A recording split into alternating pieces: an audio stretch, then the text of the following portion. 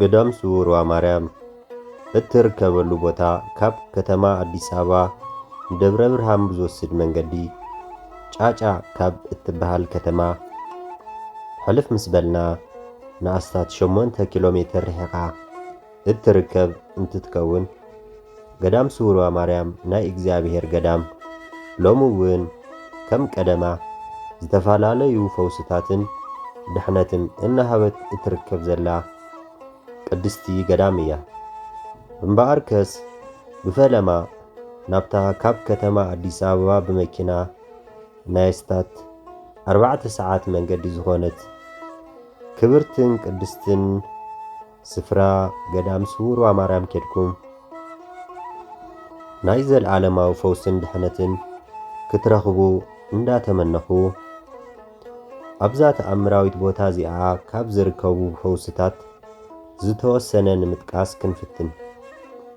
ካብቶም ብዙሓት ፈውስታት ጸበላትን ብቐዳምነት እንሰርዖ ናይ ጠስሚ እምነት እዩ። እዚ ናይ ጠስሚ እምነት ንመላእ ሰውነት ዝልከ እንትኸውን ብኻልኣይ ደረጃ ድማ ቅብኣ ቅዱስ ንሰውነት ዝልከ ሳልሳይ ደረጃ እንሰርዖ ድማ እቶት ንዝኣበዮም ወይ ስራሕ ንዝሰኣኑ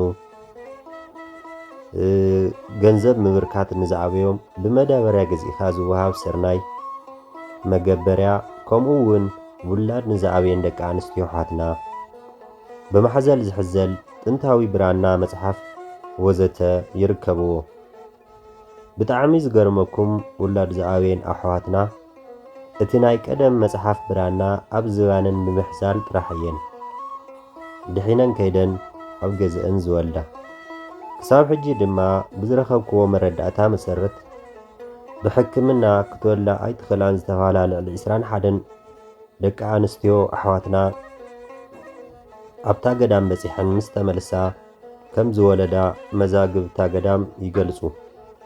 እዚ ጥራሕ ኣይኮነን፣ ኣነ ናብታ ገዳም ብኣካል ከይደ ከም ዝረኣኽዎን ካብ ብዙሓት ተፈወስቲ ምእምናን ዝሰማዕኽዎን ምስክርነት መሰረት ናብ ገዳም ስውርዋ ማርያም ዝኸዱ ሰባት ካብ ዝተፈላለዩ ሕማማት ብቐሊሉ ክድሕኑ ምርኣይ እቲ ዝተለመደ ነገር ዋላ እኳ እንተኾነ፣ ነገር ግን ገዳም ስውርዋ ማርያም ካብ ካልኦት ገዳማት ፍልይ ዘበላ ብሳይነስ መድሓኒት ክርከበሎም ዘይኽእሉ ሕማማት ብቐሊሉ ዝፍወሰላ ቅድስትን ክብርትን ስፍራ ምዃና እዩ።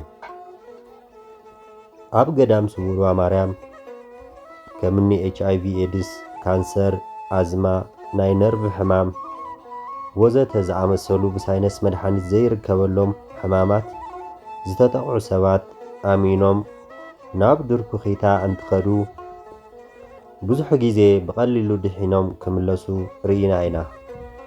ከምኡ እውን ብሕማም ምኽንያት ዓይኖም ዝዓወሩ፣ እግሮም ሓሚሞም ብምርኩስ ዝኸዱ፣ ደም በዝሒ ንዘለዎም፣ ጨጎራ ንዝሓሙ፣ ኣእዛኖም ንዝጸመሙ፣ ምዝራብ ንዝሰኣኑ ወዘተ ዝኣመሰሉ ብሕማም ዝተሳቐዩ ፍጡራት ደቂ ሰባት ብቐሊሉ ኣብ 3 መዓልቲ ድሒኖም ንገዝኦም እንትምለሱ ምርኣይ ዝተለመደ ነገር እዩ።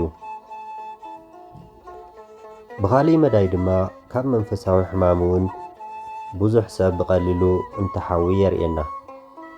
ካብ ዘውድቕ ሕማም፣ ካብ መተት፣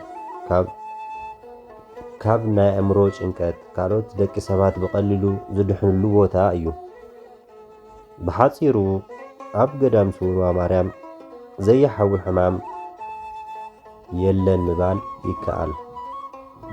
ብዝበለጸ ካብ ካልኦት ገዳማት ፍልይ ዘብሎ ድማ ጎይታና መድሓኒትና ኢየሱስ ክርስቶስ ንኣዲኡ ንቅድስቲ ድንግል ማርያም ኣብቲ ቦታ ዝበጽሐ ምንም ዓይነት ፍጡር ወዲ ሰብ ሃይማኖቱ ብዘየገድስ ንኽምሕረላ ቃል ኪዳን ዝኣተወላ ቦታ እያ። ኣብዛ ገዳም እዚኣ 2 ዓይነት ድሕነት ከም ዘለውን ንግንዘብ። ናይ ስጋን ናይ ነፍስን ድሕነት ወይ ፈውሲ እንረኽበላ ቦታ እያ። ገዳም ስውርዋ ማርያም ብ120 ስውራት ኣቦታት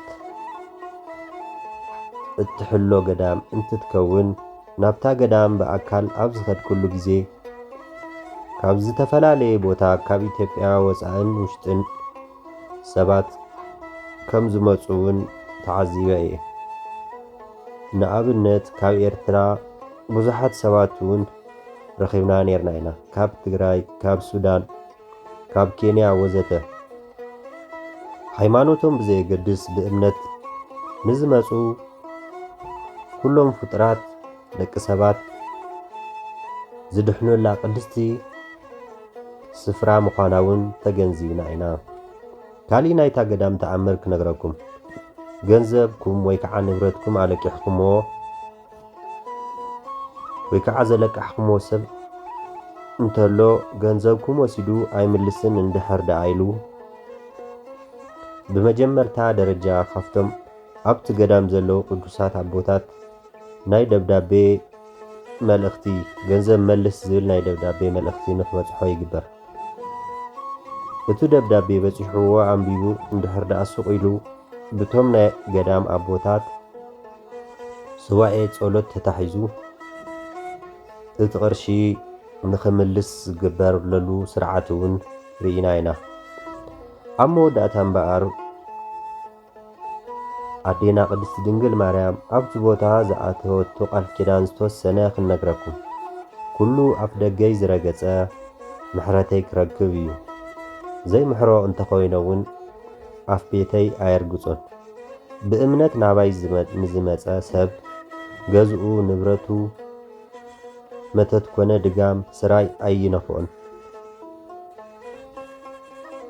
እምበኣርከስ ፍትዋት ተኸታተልቲ ኣብ ሕማምን መከራን ኮንኩም ትሳቐዩ ዘለኹም ኣሕዋተይ ናብታ ዝተቐደሰት ስፍራ ኸድኩም ናይ ዘለኣለም ፈውስን ምሕረትን ክትረኽቡ ይምነየልኩም የቐኒየለይ። እዚ ቪድዮ ናብ ብዙሓት ሰባት ንኽበፅሕን ከይዶም ድሕነት ንኽረኽቡን ድማ ሼር፣ ላይክ፣ ሳብስክራይብ ብምግባር ተሓባበሩኒ። ቀጻሊ ስራሕ ክሳብ ንራኸብ ሰናይ እዩ። ንዓኹም